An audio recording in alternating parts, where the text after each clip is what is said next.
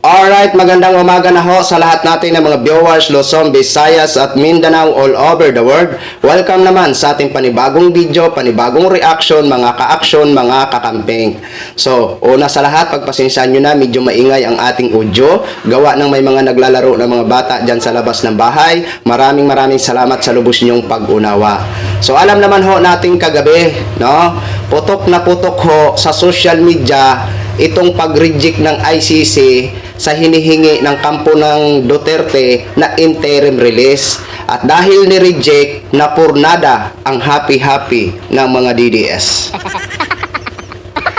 May natulala, may natahimik, at syempre may nagbunye. O eto mga DDS, tapusin nyo hanggang dulo dahil may kanta ako para sa inyo. O eto ho mga ka-action, panoorin po muna natin ito. Ang mga ilan sa mga taga-suporta ni dating President Duterte na nagpahayag ng kanilang pagkadismaya, at isa na dito ang kanyang apo, at syempre ito si Senator Robin Padilla.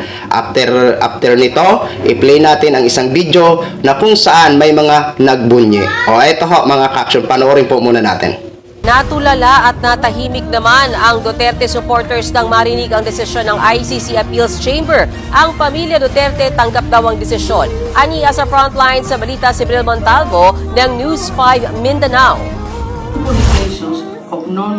Tahimik ang mga taga-suporta ni dating Pangulong Rodrigo Duterte matapos marinig ang desisyon ng ICC Appeals Chamber na nagbabasura sa apilang pansamantalang kalayaan ni dating Pangulong Rodrigo Duterte. Nagpe-prayer vigil sila sa PDP headquarters kanina. Lahat ay tulala at halos maiyak sa kinahantungan ng desisyon. Gusto po namin makalaya kasi matanda na po siya. Hindi na po siya nakikita dito eh. Tatay Duterte, umuwi na po kayo. Parang hawanin na sa amin. Bumalik na po kayo. Kasi para maayos na po ang Pilipinas. Napakasakit po sir at alam ko po na malungkot po ang lahat sir. Kaya lang ang masasabi ko lang po sir, huwag po tayong susuko sir na ituloy po yung laban.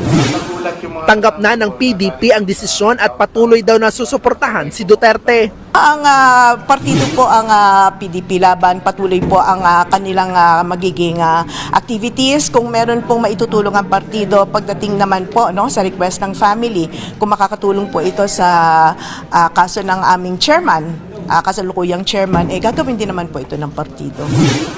Ang pamilya Duterte tanggap na rin daw ang desisyon ng may kapayapaan. Patuloy daw na makikipagtulungan ang pamilya sa defense team at susuportahan ang dating Pangulo at kanilang padre di pamilya sa pamamagitan ng araw-araw na pakikipag-usap. Nagpasalamat ang Duterte family sa dasal ng supporters. Ang mga Dabawenyo hindi na rin naitago ang lungkot. Inaasahan daw kasi nila na makakalaya ang kanilang dating alkalde. I felt so sad and disappointed because I really thought that makakauwi na po here sa Davao si Tatay Digong, and kasi matagal na rin po naming hoping sana makalabas na siya soon. Be strong, Tatay Digong. Be strong, and I pray for you. Love ka na mga taga Davao. Nakasamong kasing-kasing tanan.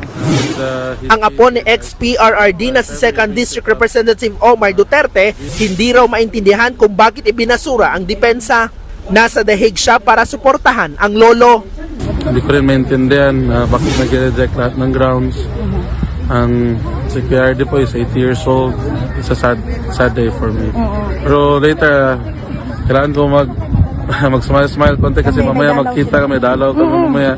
So di pwede ganito na mood sa loob. Si dating presidential spokesperson Harry Roque nasasaktan daw bilang abogado na nabaliwala ng ICC Appeals Chamber ang humanitarian plea. No, hindi dapat gano'n. Sometimes it's about law, but it's also about justice and about the call of humanity.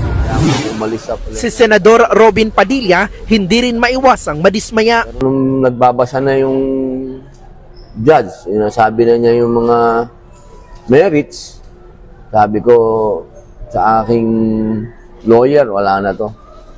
Malungkot na to. Yun po, malungkot. Siyempre, depressed. Posibleng bumalik daw ng Netherlands si Padilla pagkatapos ng sesyon. Sa huling usap naman nila ni VP Sara, bibiyahe raw ng dahig ang bise. So yun na ho mga ka-action, mga kakampeng, napanood na natin at napakinggan na natin ang kanilang mga emosyonal na pahayag. Eto, i-play muna natin itong mga nagbunye na mga kababayan natin. Rejected.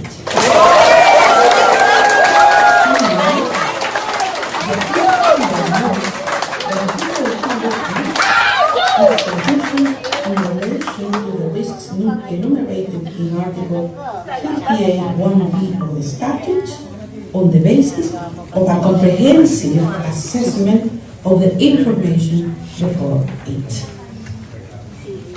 In the present case, having rejected the three grounds of appeal presented by the defense in the appeal brief, the appeals chambers unanimously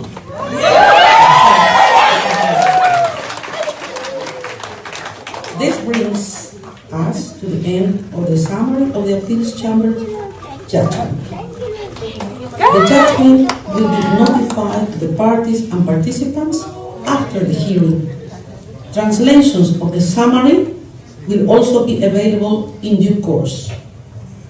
I would like to thank the court reporters, interpreters, and other registry staff for their valuable assistance today, including this hearing. The hearing is adjourned.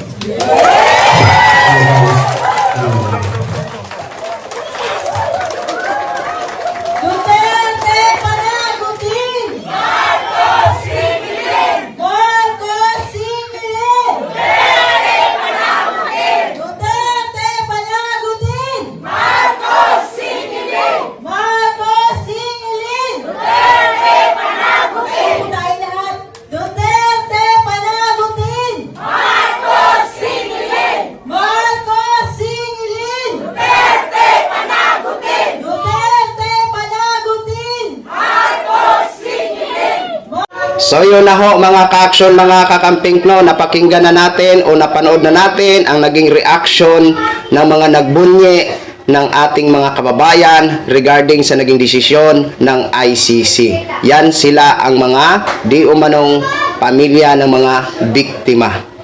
Ako nagpapasalamat ako bilang isang Pilipino sa naging desisyon ng ICC. 'Di ba? So, ibig sabihin, dahil na-reject ang hinihiling ng kampo ng Duterte na pansamantalang makalaya or interim release, ibig sabihin, mananatili si dating Pangulong Duterte dyan sa detention facilities ng ICC habang hinihintay ang mga susunod na pandinig. 'Di ba? Ako po, masaya po ako bilang isang Pilipino dahil gusto ko din po na makamit nila ang matagal nilang hinihiling na hustisya. 'Di ba? Kaso nga lang sa mga DDS, nakikita ho natin kahapon na may mga taga-suporta na mga DDS na mga nag-vigil, no? Isa na diyan ang mga grupo nila Harry Roque na kung saan makikita ho natin na nag-bibigil sila. Kaso nga lang napurnada ang kanilang siguro ine-expect nila na papabor. Kaso nga lang wala, napurnada. 'Di ba? Wala ho tayong magagawa. 'Di ba? Wala ho tayong magagawa. Yan talaga ay dapat talagang harapin ni dating Pangulong Duterte. 'Di ba? Eto, dahil sa may mga natulala, may mga nadismaya, may mga natahimik, eto po ang kanta para sa inyo. Banat, Bro Corpus. Sabi ng mga kakampuit at ng mga terorista makakaliwa, umiiyak daw kaming mga DDS dahil hindi napagbigyan ng Denied pala ang interim release, kaya iyakan ng mga DDS. Sinisisi niya'y mga kakamping, utak talaga nito ay panis.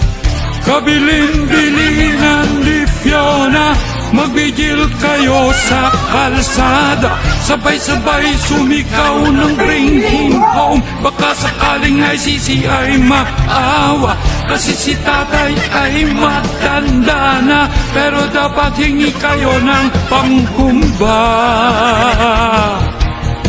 Tutal naman, may budget na.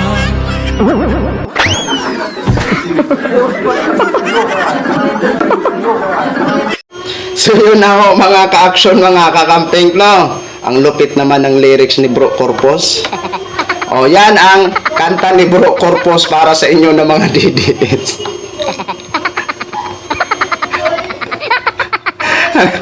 Ano mga DDS? Masakit tanggapin no? Masakit tanggapin na na-reject ang interim release ni tatay. So yun lang ho mga ka-action, mga kakamping vlogging, share ko lang ho sa inyo yan. Maraming salamat po sa ating mga viewers, Luzon, Visayas at Mindanao all over the world. Ako po ang inyong lingkod, si The Action Man. Have a good day, everyone!